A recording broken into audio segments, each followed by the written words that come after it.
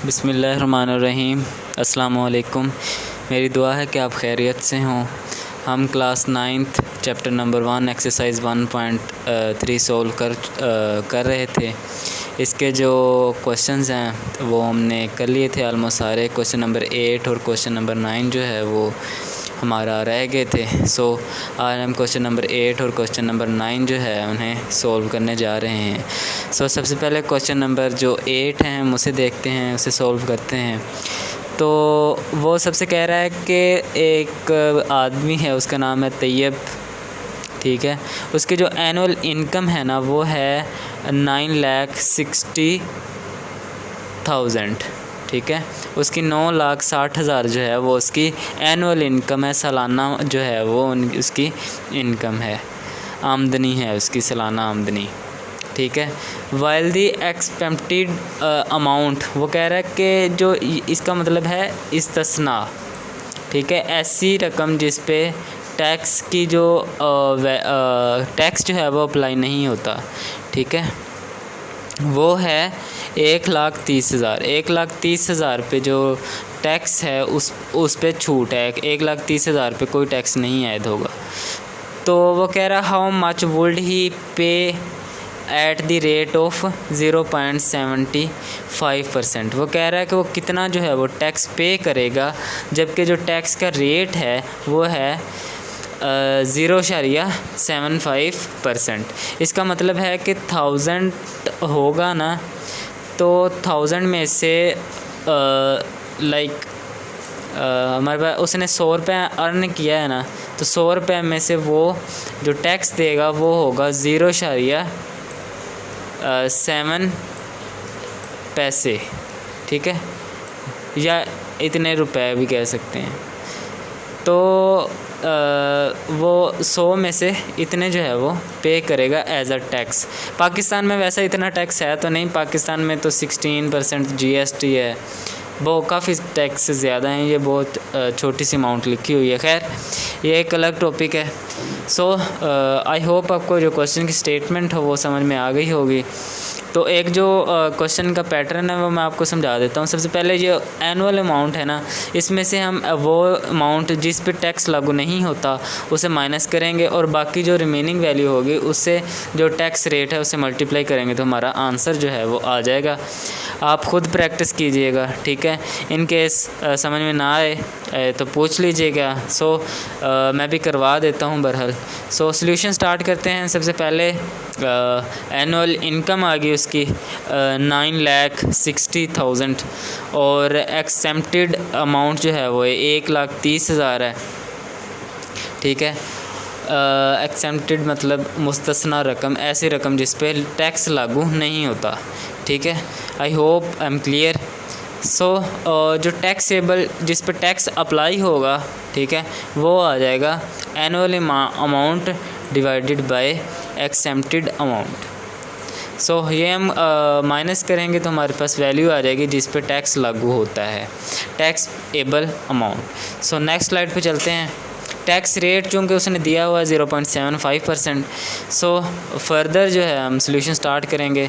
Students यहाँ पर था 0.75%। इसे हमने इस वैल्यू में लिया है। एक्चुअली यहाँ पर एक पॉइंट है वेरी इम्पोर्टेंट। जो परसेंट का मतलब होता है ना, वो होता है फ़ीसद, ठीक है। फ़ीसद मतलब कि 1/100, ठीक है।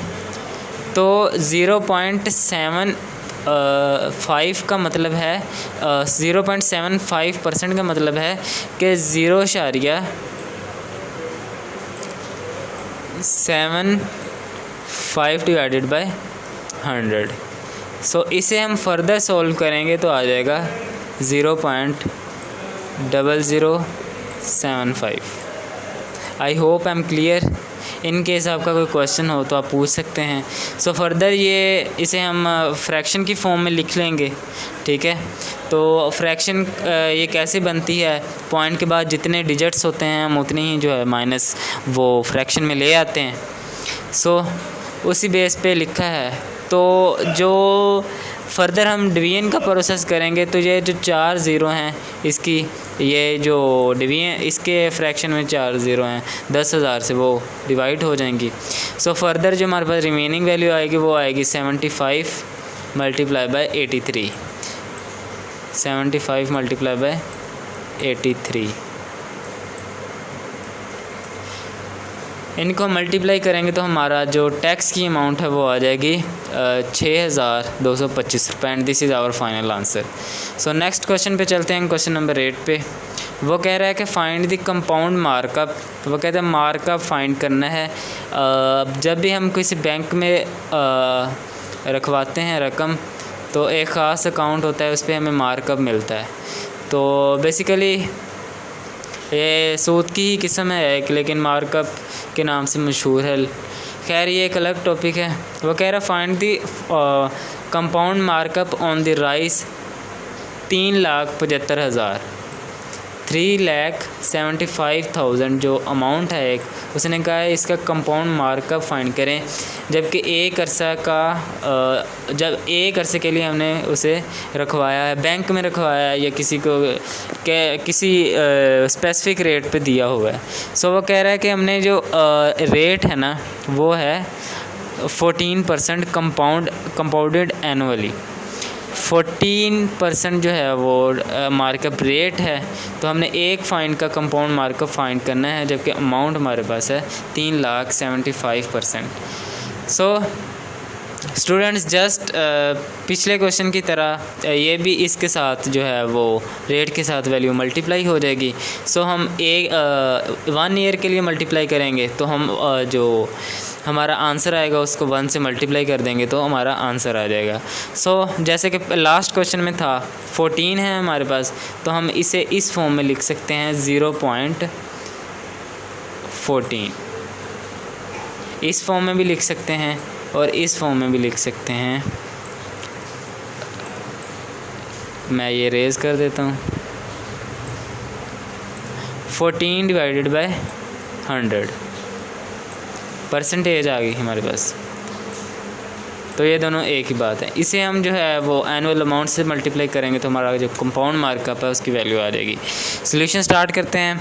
सबसे पहले हमारे पास अमाउंट आ गई, देन टाइम जो है वो है 1 ईयर और जो मार्कअप रेट है वो है 14%। हमने कंपाउंड मार्कअप जो है वो फाइंड करना है। नेक्स्ट स्लाइड पे चलते हैं। जैसे कि मैंने आपको बताया जो मार्कअप की वैल्यू है उसे टोटल अमाउंट से हमने मल्टीप्लाई कर देना है तो हमारा जो आंसर आ जाएगा। So compound markup is equals to markup multiply by total amount. Markup rate, this is markup rate. Markup rate है 14%, 14 डिवाइडेड बाय 100 आ गया। इसे टोटल अमाउंट के साथ मल्टीप्लाई करेंगे फर्दर तो हमारा जो कंपाउंड मार्कअप अमाउंट है वो है 72,500। This is our final answer. I hope आपको जो चीज़ें हैं वो क्लियर हो चुकी होंगी और मैंने अपनी भरपूर कोशिश की है आपके कंसेप्ट्स को क्लियर करने की। इन केस आपका कोई क्वेश्चन है, कोई बात समझ नहीं आई तो आप कमेंट कर सकते हैं। इंशाल्लाह मैं आपके क्वेश्चंस का ज़रूर आंसर करूँगा। और at the last thanks for being part of Al-Khwarizmi math hub. Al-Khwarizmi math hub को ज्वाइन करने का बहुत बहुत शुक्रिया। With best wishes. अल्लाह हाफिज़।